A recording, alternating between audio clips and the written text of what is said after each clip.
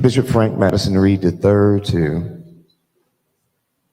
Presiding Elder Green, to Pastor Green, to the clergy and other distinguished members of the 11th Episcopal District gathered here this evening.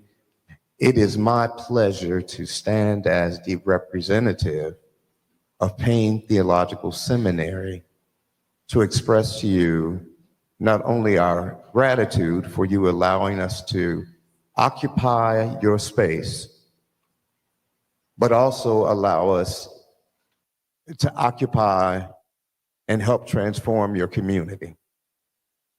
You know, one of the things that we do when we have these intentions is that there's always a theme, and we try to make the theme relevant to what is happening in the church at the moment. And so I think one of our most powerful ones was on gun violence. We did in Atlanta at Turner Chapel in Marietta. But this week's theme about self-care is no less important. You know, we call it vocation, coming from the Latin vocare, meaning to call. And so we talk about we have a calling on our lives.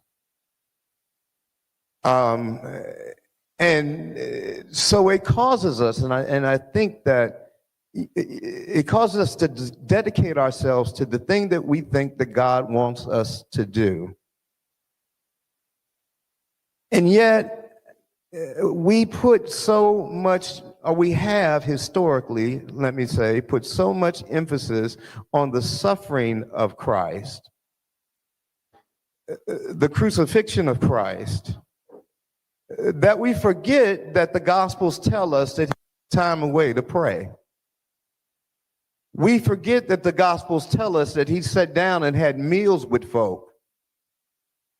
We forget that He went to wedding banquets. We forget that He did all kinds of normal things that were about self-care. It wasn't all about just being crucified on that cross. And so I think that one of the things that we want to bring to you in this week is this discussion around how do we live out a calling without thinking it's all crucifixion.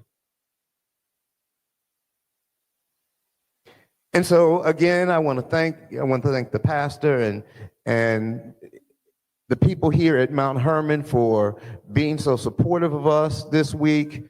And I hope that we are able to start a conversation that will transform some lives and people's ministries. Thank you.